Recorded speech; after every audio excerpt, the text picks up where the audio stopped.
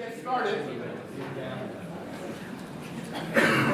Well, welcome back to our symposium on the art, craft, and future of legal journalism. This, of course, is a tribute to Anthony Lewis. This morning, there was some question raised as to whether there is a future to legal journalism, but we were, I think, rejuvenated a little bit later on in the morning. So, at any rate, we are very fortunate today to have as our Earl Nelson lecturer, Adam Liptak, who is the New York Times U.S. Supreme Court reporter. When I was looking at pulling together this symposium, I asked myself, who could possibly be among people of such distinction, who could possibly be a keynoter in all candor? And it didn't take me long to realize, well, it would have to be the person who is now sitting in the seat that Tony once occupied. And who has done so well in that position. And so I called Adam, and he was so kind and gracious, and he really understood what it is that we were trying to do. And he agreed to come out here to share with us his thoughts. He is quite an accomplished lawyer. His career track is a little bit different than most lawyers anyway, who go into legal affairs journalism. He actually started off with a big firm and then went in-house with the New York Times and then went into reporting. And I think that's one of the reasons that he's able to bring such sophistication as well as clarity to his writing. He's a graduate of Yale College, Yale Law School. Relatively recently wrote a book, To Have and Uphold the Supreme Court in the Battle for Same-Sex Marriage. He writes a column, I believe, every other week, and is going to share with us today, thanks to the Nelson Foundation funds that support our ability to bring in national level excellent speakers. He's going to share with us his insights and thoughts with regard to the status of legal affairs journalism. He's going to take questions at the end, so there will be an opportunity to throw some questions at him. So, no further Thank you very much.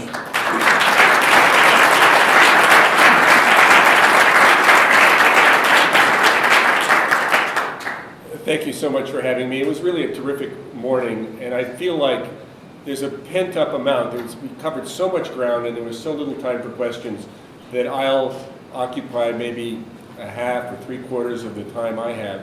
But then I'd love to get a discussion going about perhaps some of the things I talked about and some of the things we heard about this morning, because it's been such a good conference so far. And it's a great privilege to be with you today, in particular because of the lovely idea of celebrating the life and work of Anthony Lewis, who really, and I'm going to try to make the case for this, created modern legal journalism, at least at the Supreme Court. And I thought I'd try to do three things today to help think about Tony's legacy. One is to sketch out in a little more detail what made Tony Lewis such a giant. A second is to reflect for a minute on the state of the modern Supreme Court press corps, which he essentially founded. And the third is to consider a topic Tony returned to again and again in his articles, columns, and books, which is the role of the press in a democracy and under the rule of law. And here, Tony was an iconoclast. We heard this referred to, but I want to explore a little bit more. He believed passionately in the First Amendment, but he was skeptical about a special role for the institutional press in the constitutional structure. This set him apart from most journalists and from all press lawyers. When I used to practice, as I did for almost 15 years as a libel lawyer, some of Tony's views drove me crazy.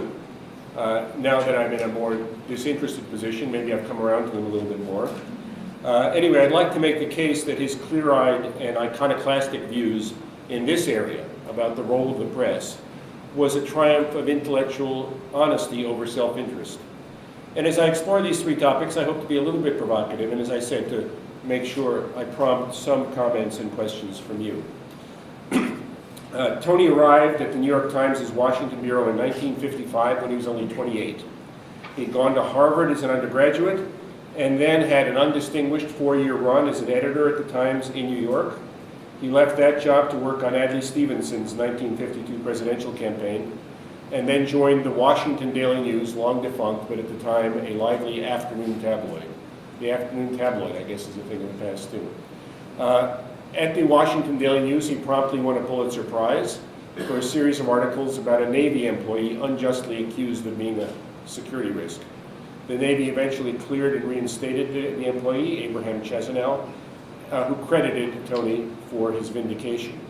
That Pulitzer prompted the Times to have another look at its former employee. And Scotty Reston, the legendary Washington bureau chief of the Times at the time, hired Tony to cover the Justice Department and the Supreme Court. And then Reston had an idea, which was quite novel at the time. He was going to send Tony to Harvard Law School on a Nieman Fellowship to study law for a year. The idea that a little legal training might help in covering the Supreme Court was a fresh idea. It isn't any longer. And I'll talk about this a little bit, and I can argue this case from both sides. I think it certainly helps to have some experience with digesting legal materials. I think practicing law helps even more. But at the same time, I think of my immediate predecessor, Linda Greenhouse, who covered the court for 30 years, and also had a 1-year Yale Law School degree, but no law degree. But what Linda did for 30 years was read briefs, go to arguments, read decisions, write it up. That, I would submit, is going to law school 10 times in a row. So I don't think there's any magic about the piece of paper. When Tony returned to Washington and the court after Harvard, his coverage so impressed Justice Felix Frankfurter, and most of you know that's not a man easy to impress, that Frankfurter called Scotty Reston and said, "I can't believe what this young man has achieved. There are not 2 justices of this court who have such a grasp of these cases." Tony's Supreme Court reporting transformed the genre, and it earned him a second Pulitzer Prize in 1963. And you can really divide press coverage of the Supreme Court into 2 eras, before Tony Lewis and after. The old articles on Supreme Court decisions were pedestrian recitations by journalists without legal training that did little more than recite who had won and who had lost, perhaps adding how the justices had voted. Those old reports rarely examined the court's reasoning or explored the doctrinal context and practical consequences of particular rulings. Tony's work changed that. His articles were tutorials about currents in legal thinking, written with ease and sweep, and an ability to render complex matters accessible. It's no easy job to write for a general readership about technical matters before the Supreme Court, and Tony did it in a way that made it look easy. The 1963 Pulitzer citation singled out Tony's coverage of Baker against Carr, in which the Supreme Court opened legislative districting to oversight by federal courts. Tony did more than cover the decision, though. An article on legislative apportionment that he had written for the Harvard Law Review was cited in the decision. Tony cut a striking figure in Washington. He was, Gay Talese wrote in The Kingdom and the Power, a 1969 history of the New York Times, quote, "cool, lean, well-scrubbed looking, intense, and brilliant. Only those who knew him well, or with whom he was sufficiently impressed and thus responsive, sensed the interesting man beneath, the connoisseur of opera, the serious man married to a tall, blithe student of modern dance, the superb mimic of W.C. Fields, the charming dinner guest." Tony moved easily among the powerful, was close to the justices, was quite close to Attorney General Robert F. Kennedy. There was some criticism that perhaps he got a little too close to some of those folks. Though he left an indelible mark, and this is hard to believe because I'm coming up on 6 years, Tony only covered the Supreme Court as a reporter for 8 years. He went on in 1964 to become the Times' London bureau chief, and he never lost his connections to and affection for London. He was briefly a candidate for a high editing position in New York, but that was scuttled by intrigue and miscommunications. As a kind of consolation prize, the publisher gave him a column that would grace our op-ed page and dazzle readers for more than 3 decades. The column had 2 titles. When he was writing from Boston, it was called Abroad at Home, and when he was writing from foreign places, it would be called At Home Abroad. Tony wrote 4 books. One of them, Gideon's Trumpet, is an indisputable classic. It told the story of Gideon against Wainwright, the 1963 decision that guaranteed lawyers for poor defendants charged with serious crimes. The book has never been out of print since it was published in 1964. If you've never read it, I say this to all the law students and all the journalism students in the room. If you've never read it, you should. And if you haven't read it in a long time, I say to some of the older folks in the room, you should go read it again. Gideon's Trumpet remains, to my mind, along with Richard Kluger's Simple Justice, one of the two best books on a Supreme Court case. Tony wrote it partly, here's a sense of a different era. He wrote it partly because he had time on his hands during a 4-month newspaper strike. The book told the story of Clarence Earl Gideon, a Florida drifter accused of breaking into a pool room, who was tried and convicted without a lawyer, and it sought to place the decision in a larger context. 3 decades later, Tony wrote a book on another Warren Court landmark, New York Times against Sullivan, called Make No Law. Sullivan, as you all know, was the 1964 Supreme Court decision that revolutionized American libel law by applying First Amendment principles to state libel law for the first time, and ruling that public officials suing critics of their official conduct had to prove that the contested statements were made with actual malice, which is to say knowledge of falsity or with serious subjective doubts about truth or falsity. So that's a little bit about Tony. It just gives you the barest glimpse of what an extraordinary person, journalist, and figure in American law and American journalism he was. And it gives me deep pleasure to be able to pay tribute to him about a year after he died. So let's talk about where we are at the Supreme Court press corps. It's been, can you believe this? It's been 50 years since Tony Lewis stopped covering the court. Yet there is no one in the current press corps who does not strive to emulate him in the depth of his knowledge and the clarity of his writing. And I speak for the press corps to say we all fall short of that standard, but we aspire to it. We work, though, within the conception of the Supreme Court that Tony Lewis created. Perhaps of the 25, I think I heard maybe there are 29 accredited full-time Supreme Court journalists with hard passes, and we get to sit up front in the good seats, who now cover the court. About half of us have formal legal training, and all of us seek to go beyond the results in given cases to do what Tony did, which is to explore their reasoning, to think about how the cases affect legal doctrines, to think about what they say about the court as an institution, about the justices and the alliances among them, and how the principles announced in those cases are likely to affect the real lives of real people. There was a little bit of a sense this morning that the depth, breadth, quality of the coverage of the Supreme Court has fallen. I don't think that's right. I think approaching 30 people is plenty of people to cover a not very hard-working court that issues maybe 75 decisions a year.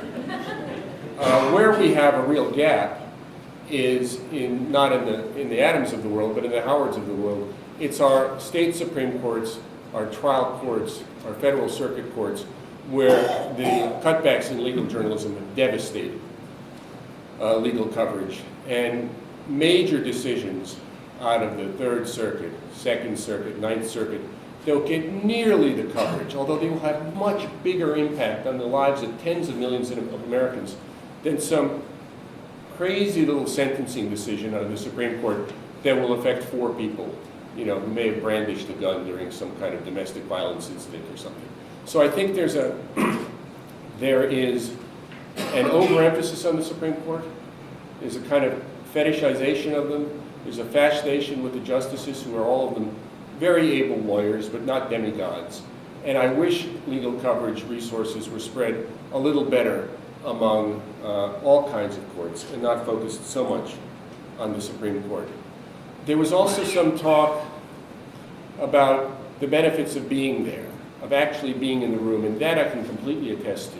And there we have a kind of frustration that I'll talk about a little bit, where the court, although it doesn't work very hard, compresses all of its work into about 7 days a month. 7 mornings a month it does something.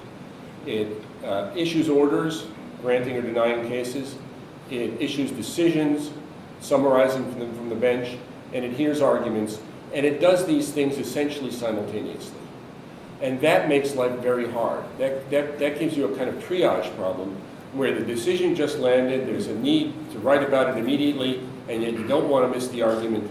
And in my dream world, which will never come to pass because the needs of the press are not high on the list of priorities of the Supreme Court, if all of this could be spaced out a little bit, the American public would be much better served. We did make a request of Chief Justice. Chief Justice Roberts has been good on at least a couple of things. He, after being asked once or twice, decided to release transcripts very, very promptly. So when I cover arguments now, unlike in Tony's day, we don't have to, the reporters don't have to confer and figure out what we'll all agree the quote was. We have in about an hour and a half the actual court transcript, which makes it much easier to cover the case. You can sort of pay attention, take notes, write down keywords, and know that you can, in most cases, assuming you don't have to write immediately the moment you leave the courtroom, be able to go to an authoritative text. And the other thing we persuaded the Chief Justice to do was not do everything precisely at 10 a.m., but at least the orders. The cert grants, cert denials are now released many Monday mornings at 9:30 rather than 10. So we at least have half an hour before we go up to the courtroom to assess what had happened. And in public, the Chief Justice has said, well, the press wanted it, and aside from that, I couldn't think of any reason not to do it. So I decided. So anyway, Tony worked in an entirely different age. One in which Supreme Court decisions were not instantly available. So I work against the background of, by the time I write word one, the real specialists have already had access to the decisions on the web.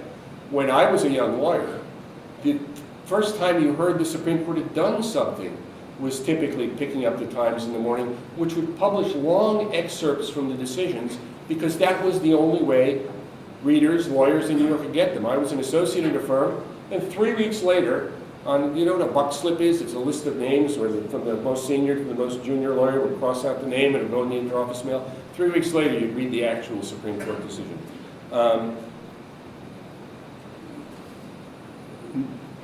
So in that era, Tony had the field really largely to himself. There was no SCOTUS blog or instant commentary from lawyers and law professors. If you disagreed with something Tony wrote and wanted to reach a wide audience to criticize it, you could write a letter to the Times, and if we felt like it, maybe we'd publish it. These days, if you want to criticize something I wrote, and there's so many reasons to, there are lots and lots of forums to do that in. Tony once told me that the trick to the job was months of preparation to be ready for intense activity when the big decisions landed in early summer, and that hasn't changed.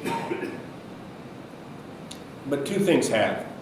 One makes life easier for Supreme Court reporters these days, and the other makes it harder. Life is easier because the court does not work as hard. In Tony's years at the court, it was not unusual to have 130 decisions in argued cases. Now the number, as I said, is 70, 75. The end-of-term pilot can seem daunting these days, but it's nothing like it was back then. The court claims that decisions are issued when they're ready, but in truth, I have to think they get spaced out a little bit. If you recall the last week of the term in June, we were waiting for the three big decisions still to land: affirmative action, voting rights, same-sex marriage. It just happened that on Monday we got affirmative action, on Tuesday we got voting rights, and on Wednesday we got same-sex marriage. Perhaps that was the coincidence of when they were ready, but perhaps it was some attentiveness to allowing us to help explain what the court had done in a way that wasn't a complete pileup of the way of Tony's day, where he literally would have to deal with 10 or 12 decisions in a day. What Tony didn't have to do, though, was write for the web. And heavy though his workload was, he had something which to me would be an undescribable luxury. He would get a decision in the morning, read it, start to finish, think about it, consult, have a sandwich, and as the light was fading from the sky in Washington, file a perfectly constructed 1,200-word account, rich in detail, context, consequence, for that evening's paper. That's a fairy tale now to those of us in the press corps. We are expected in the big decisions to file a few paragraphs, very, very fast. That is terrifying. You certainly don't want to, and perhaps you remember in healthcare, the news organizations, not us, who managed to get the essential holding of the healthcare decision backwards. That's the kind of thing that would stick with you. That would hurt your reputation. So you're terrified of doing that. You're also not giving readers, I would submit, the best of New York Times analysis if you're trying to write on the fly in 15 minutes. You know, what we bring to the job, I'm not a wire service reporter. The AP is very good at getting something out fast and accurate that has the skeletal bare bones of what happened. I view my job as trying to bring a little context to it. And so what happens is I will file something not wrong but not good fast, write revised versions through the day, and then for the next day's paper, write what I hope aspires to a kind of Tony Lewis standard of being pretty good and comprehensive, which is delivered to the doorsteps of our three remaining subscribers on the Upper West Side. So there's a complete inverse relationship between quality and readership. I think the early story gets a huge readership, the good story gets a tiny readership. I find this very frustrating. And I've been reading about a Missouri lethal injection case over the last couple of days. Caused me to go back to look at the Supreme Court's decision, I think in 2008, in Bays against Reese, which upheld Kentucky's lethal injection protocol. And as I sometimes do, I went back to look at Linda Greenhouse's story, and she had a long, very nice account of Bays v. Reese. And at the end of it, she said, right after it was announced, the court heard arguments about a very related and interesting issue, whether people accused of raping a child can be put to death, and the court ultimately said no. Linda, I remember telling me at the time that when Bays v. Reese was announced, all the reporters left to start writing it. And nobody was there to cover a really big argument. Why? Because both things were happening at once, and there was a felt need to write the story that had just happened. And the argument story fell away. And that was a problem in her day, a problem now. Linda took the view that she would not write for the web. She didn't keep a computer at the courtroom, which is mind-boggling just 6 years later. There was in newspaper jargon, a rewrite man named Dave Stout who did a very nice job doing a kind of wire service version of it. And Linda would drive up and in the evening, in Tony Lewis fashion, deliver a wonderful product. And I think I'd be laughed out of the room if I told my editors that I would prefer not to file anything until 6 o'clock at night. And yet, boy, that would be wonderful. And then finally, let me say a few words about Tony's views on the press clause of the First Amendment. I don't need to remind you, but it's always good to have the text in front of you. I find, here's an elementary brief writing issue. When those of you who are going to write briefs someday have some crucial legal language that's at issue in the case, quote it right at the beginning. Don't make the judge hunt around for the statutory text at issue. So the First Amendment, of course, says Congress shall make no law abridging the freedom of speech or of the press. And that question of what "or of the press" means really concerned Tony. And his view was not one that press lawyers welcomed. His view was that "or of the press" didn't refer to an institution, didn't refer to the press as a set of businesses. It referred to a mode of communication. So you know, in defamation law, libel is written defamation, slander is oral defamation. Tony took the view that the First Amendment protects freedom of speech, stuff you say, freedom of the press, stuff you write, but not a set of businesses being singled out for special protection. That seems correct to me, and it's in line with the historical evidence and Supreme Court precedent, but it drives journalists and press lawyers crazy. The view has sweeping implications, particularly in the wake of the 2010 decision in Citizens United, which said corporations have the right under the First Amendment to pay for speech about politics. Opponents of the decision, who say, which is to say all of our readers in our editorial page, say that corporations should not be allowed to spend money to make independent expenditures about politics, And they have to confront the problem that if that's right, what about news organizations that are organized as corporations? The New York Times is a corporation.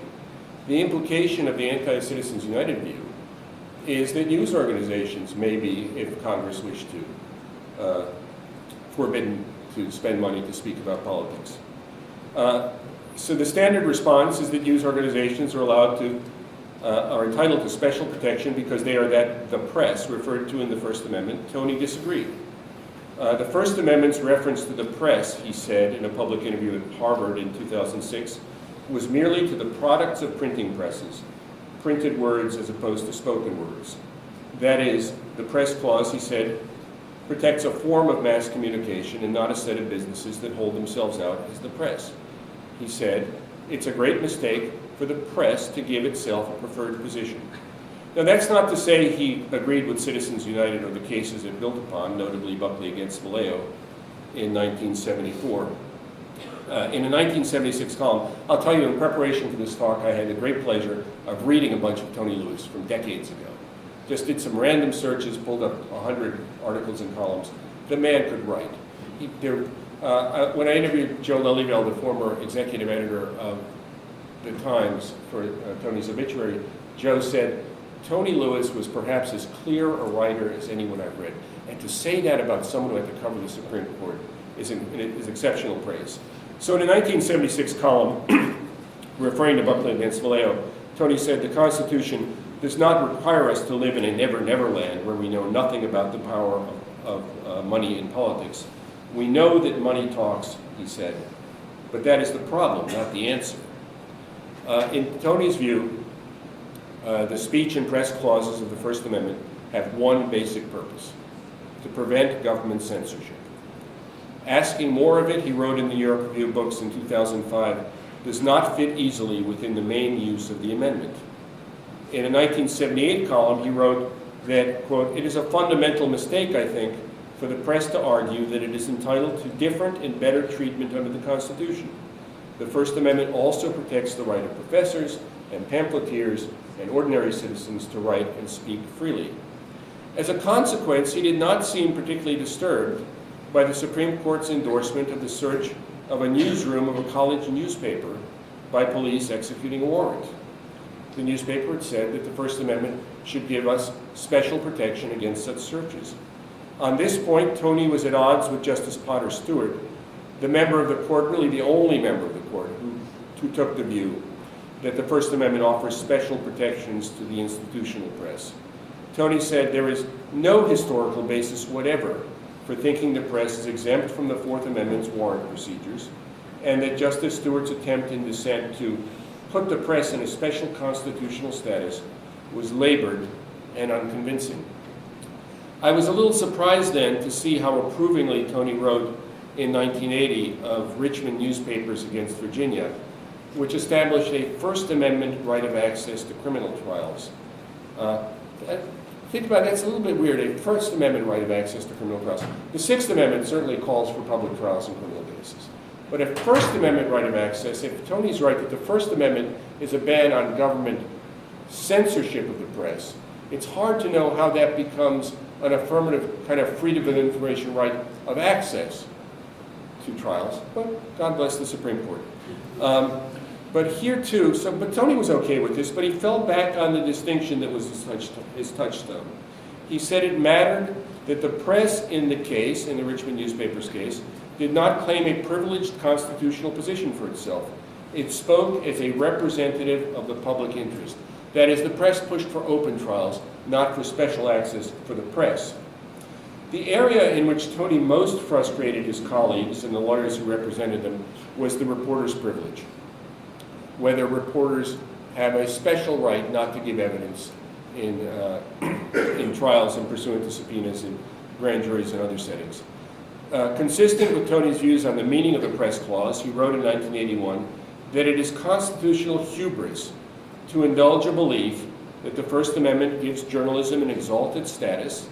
He said that he was troubled by the belief that the Constitution gives us a right to use anonymous sources without being called to account.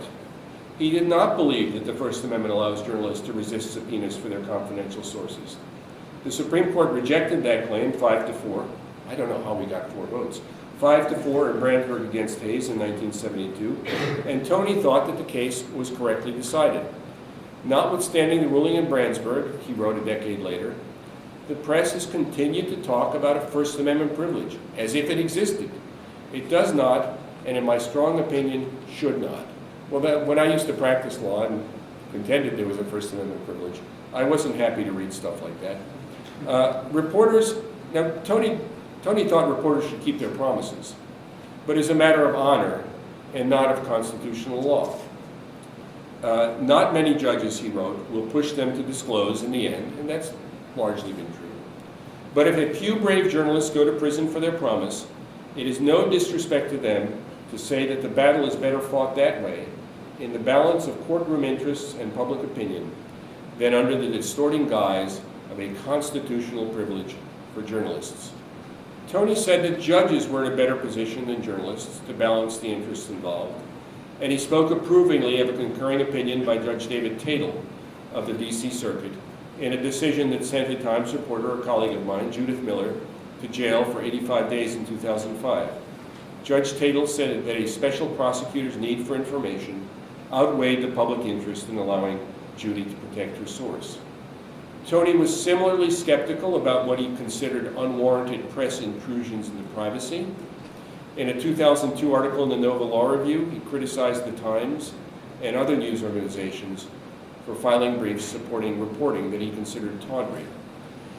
In his last book, in 2008, Freedom for the Thought That We Hate, a biography of the First Amendment, Tony also said that he was inclined to relax some of the most stringent First Amendment protections on incitement. He said, in an age when words have inspired acts of mass murder and terrorism, he would reconsider the conventional view that there was only one incitement, one justification for making incitement a crime, the likelihood of imminent violence. That's the standard we all know. From Brandenburg. Tony wrote that there was genuinely dangerous speech that did not meet the imminence requirement. I think, he said, we should be able to punish speech that urges terrorist violence to an audience, some of whose members are ready to act on the urging. That, he said, is imminence enough. So this overview, just a quick overview about his views on many, many areas of press law, tells you something about Tony Lewis. In almost all of these areas, we'd be better off to argue the opposite, but he was inclined to argue what he thought was true. So he wasn't an advocate, he was a journalist. He was trying to make sense of the available materials and to present his views clearly and honestly. And much as he loved and admired the press, Tony considered the courts to be the bedrock institution of American freedom. That faith was informed by his years of covering the Warren Court, which he loved, and did not seem substantially shaken by the more conservative courts that succeeded it. Given the choice between the rule of law and press freedom, Tony generally chose the former. He was in that way, by the standards of most journalists, an iconoclast.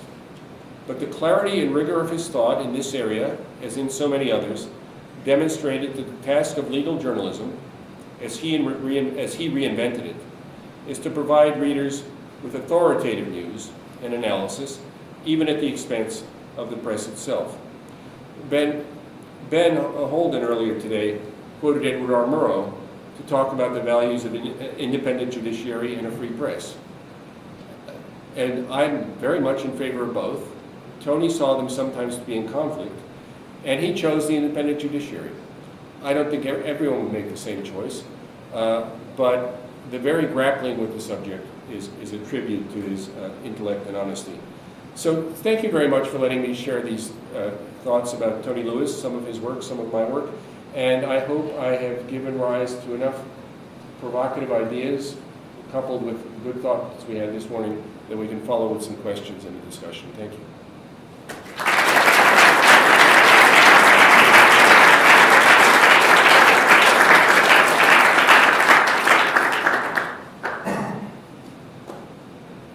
Who's first? Yes. My question is, you were talking about sort of the disconnect between the reporting in the lower courts not happening as much. Yes. So I was wondering if you would sort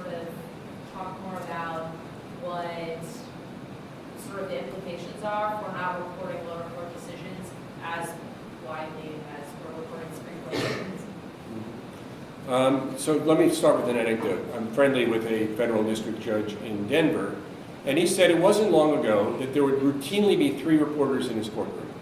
2 from the local newspapers, there are no longer 2 newspapers there, and 1 from the AP. And that these days there are 0 reporters in the courtroom, and every couple of weeks he gets a call from an intern at the AP saying, have you done anything newsworthy lately? Listen, I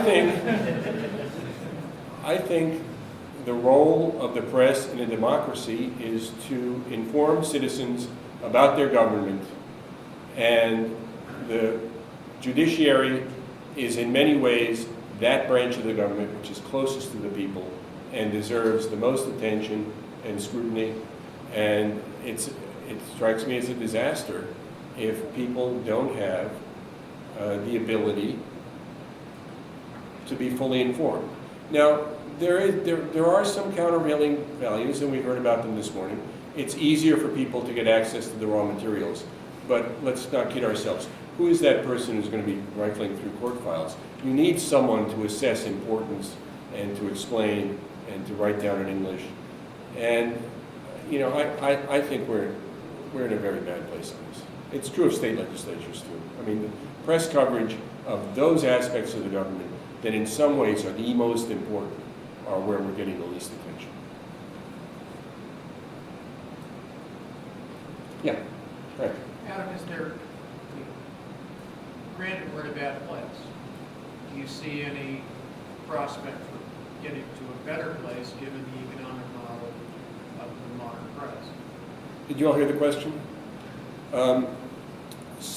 The press is in better shape now than it was 5 years ago. So the press, 2 things happened at once to the press. We had a recession, and we had some structural changes driven by the lack of advertising and the internet destroying most of our advertising sources. The recession is receding, and there have been some solutions, at the Times, for instance, trying to charge people for web access, that have propped up the press. And we're now hiring. Hardly a day goes by when we're not announcing a new hire. That was inconceivable in 2008. So we and others in the press are slightly better off. You have people like Jeff Bezos and others coming in and making big bets. And I think there's some prospect for new models that can address some of this kind of stuff. But I think most of the foundation money and billionaire money is geared toward, call it sexier investigative journalism, which is very important. Foreign journalism, very important. But the day-to-day beat coverage of local institutions is not someplace where I'm seeing investment.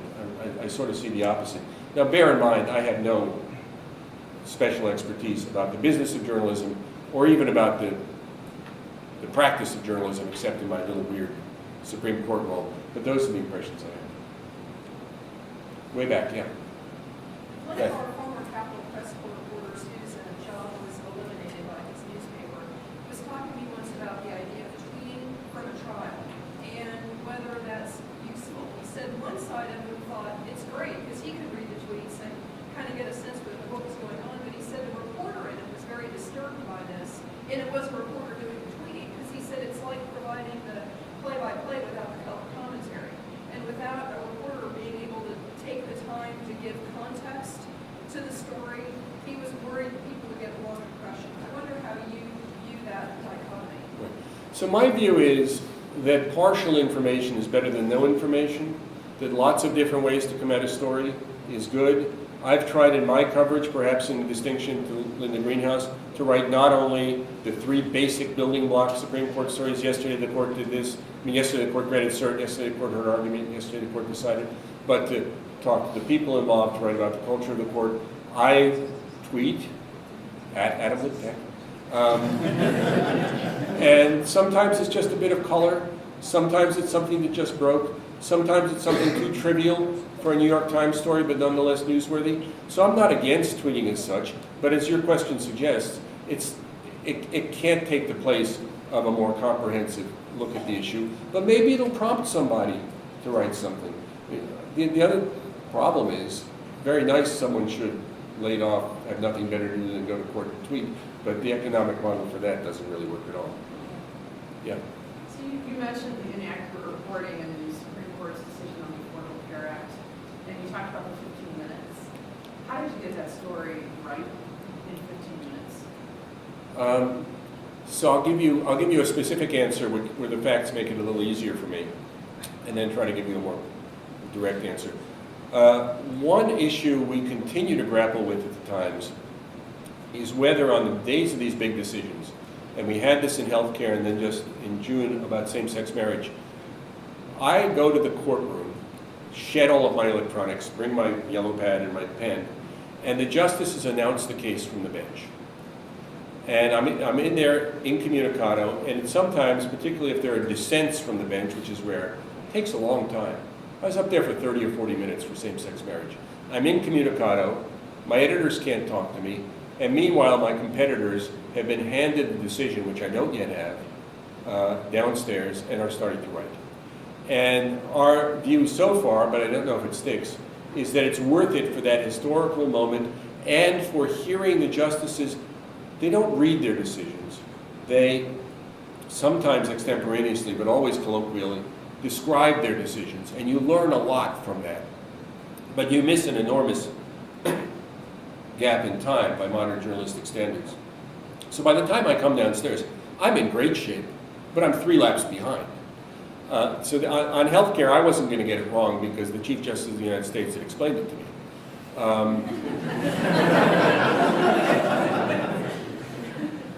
Now, in general, when we're more closely aligned, you don't get it wrong partly, and this is what Tony said, because you are so steeped in the case, because you've read all the briefs, you've gone to the argument, you sort of know, you have a pretty good idea 95% of the time where the fault line is, what the argument that's likely to work is, what the rationale is, who the swing justice is.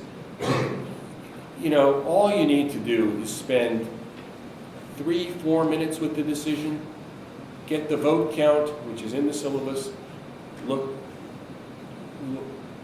glance at the dissent, which typically tells you what's going on in a way the majority opinion doesn't. That's the reason they pay you the big bucks, is to make sure that you're in a position to bear down on that decision really fast. And what happened in healthcare was, in a funny way, the Chief Justice, and he does this, kind of threw a head fake. Because he started, both when he announced the case and his decision, by saying why the healthcare law failed under the Commerce Clause analysis, which everyone thought was the central question in the case. And then he goes on to find that it was within the tax power. But, it didn't reflect well on the news organizations involved, CNN and Fox. Yeah. Thanks for doing this. First of all, I got kind of a two-part.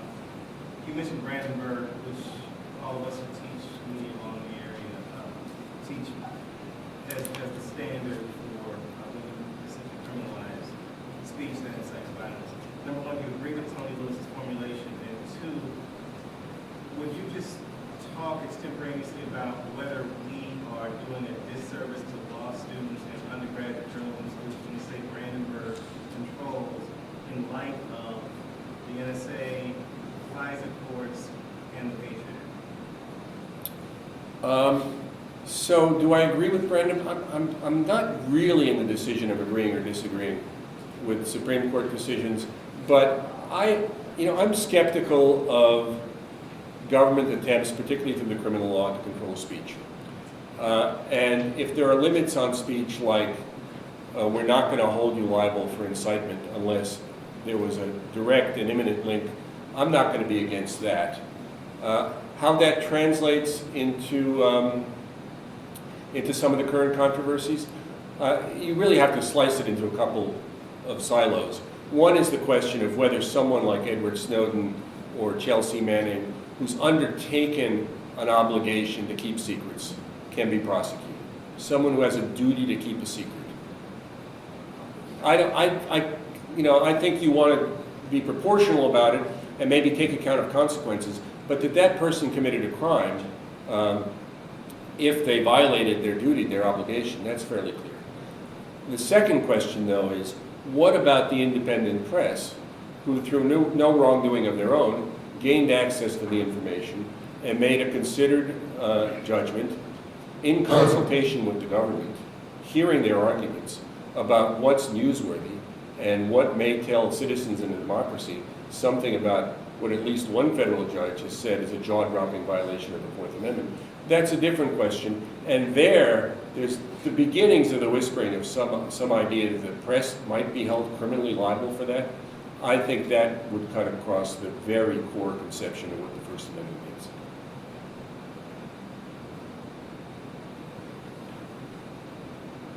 Yes?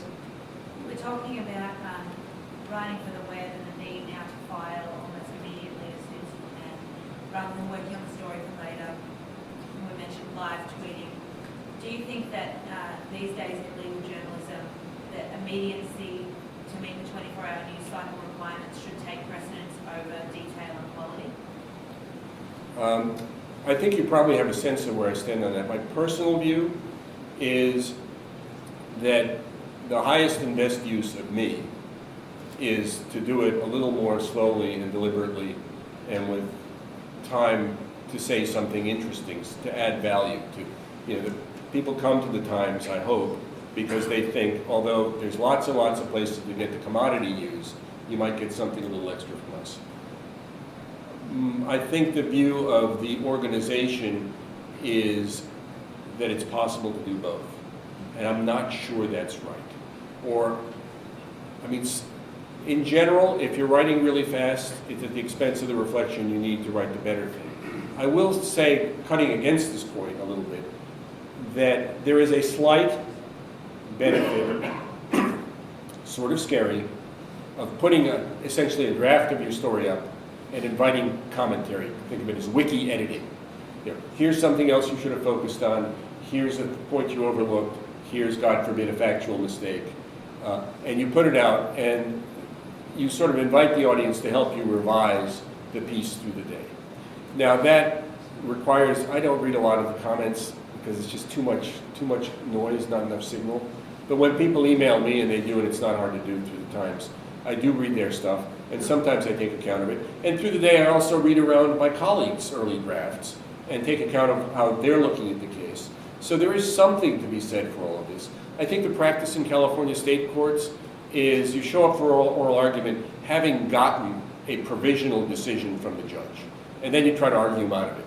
There's something sort of similar that goes on, so there's a slight benefit. I don't think it's a sufficient benefit, but a slight benefit to these early stories. Yeah.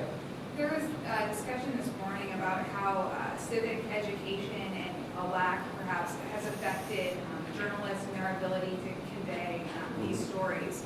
Have you noticed, as you've been reviewing Anthony Lewis, or as you go back through Linda Greenhouse's pieces, how has a lack of civic education amongst the community at large kind of changed the way that even really informed journalists and how to portray these very in-depth stories? It's hard to tell that from the story. And I guess we all, so there are two premises to your question, which may both be right, but I don't know them to be right.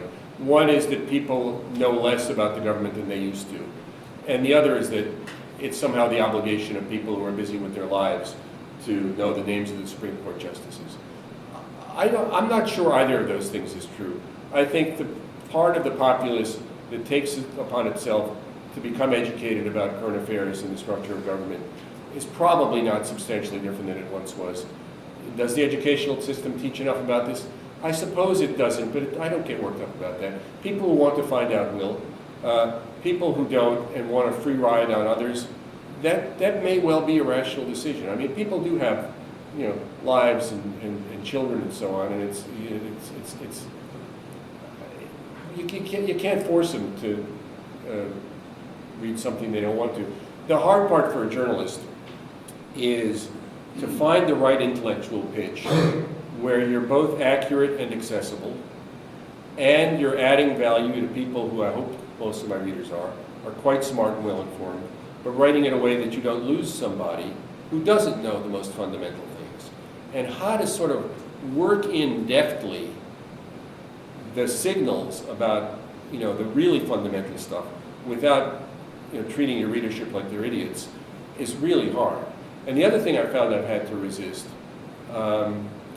is I circulate quite a lot with law professors and Supreme Court advocates and judges, and I like them to think that I'm a smart guy and that I've noticed some weird wrinkle. But, my readers don't care, and I shouldn't be writing for those 50 people. I should be writing for 1 million people.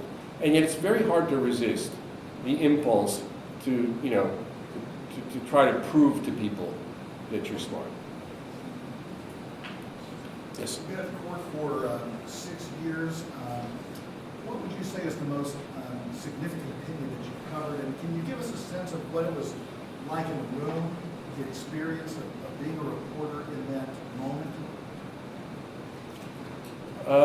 Well, the case that got the most attention, for sure, was the healthcare case. The case I found most interesting and most likely to have an impact with Citizens United. But let me talk about healthcare. In an election year, the Supreme Court looked like it might well strike down the sitting Democratic president's signature legislative achievement. And if it was going to do that, it was going to do it in the following way. All 5 Republican appointees were going to vote against him. All 4 Democratic appointees were going to vote for him. So that really put the court in a kind of reductive, to be sure, but nonetheless political box that really got everybody's attention.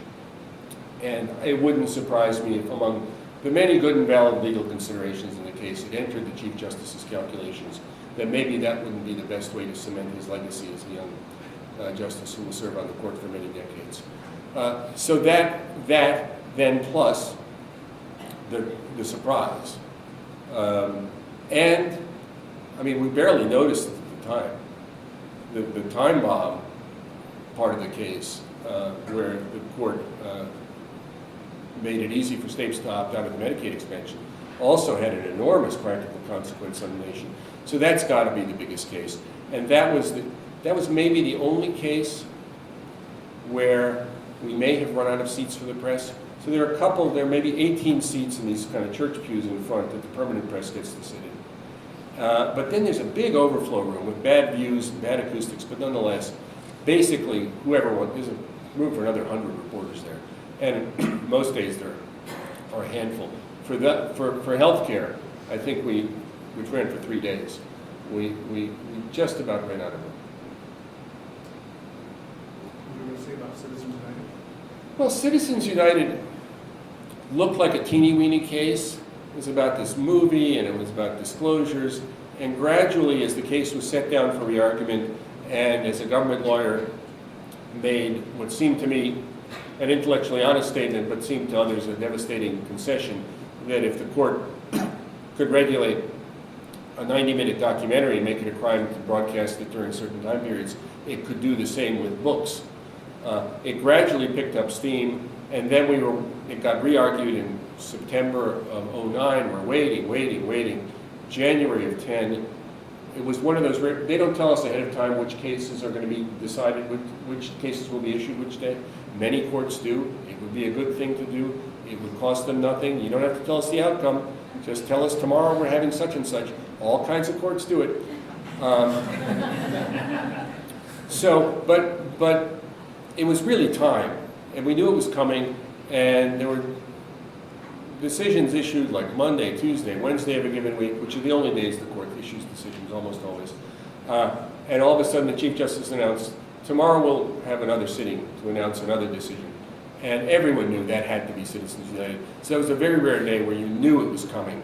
And that allows your editors to get ready and excited and so on and start typing out the news alerts and banner headlines. And it was fairly clear that it would rearrange campaign finance regulation. I guess I'd say, though, it wasn't quite as clear to me how enraging aspects of the American public would find it. Because in some ways, it didn't do that much. I mean, corporations already had free speech rights before Citizens United. The case overruled what most legal scholars think is an outlier, and yet it completely galvanized the left. And then 6 days later, we had the State of the Union address where Justice Alito was critiquing the president's account of Citizens United, which was great fun too. Maybe we have time for one or two more? I'm Yes. curious, the coverage of the Supreme Court seems to be almost exclusively its work, its opinions, and the arguments, and that's as it should be. But the other two branches, you see coverage of the work, but also coverage of the people.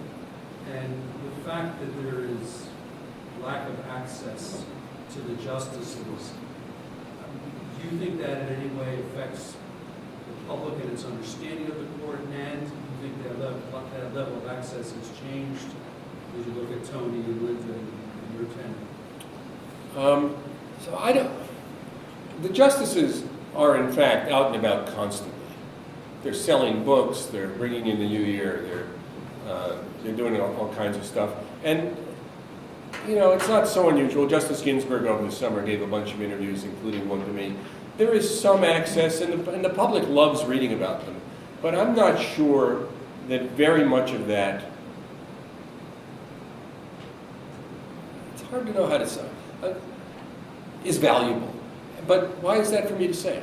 You know, I mean, the one problem, let me back up. Most reporters in Washington cover, you know, the Defense Department for 3 years and then shift to a different beat, cover the Justice Department for 3 years. And the reason they do that, the editors do that, shift beats, is because you start to take on the values of the institution.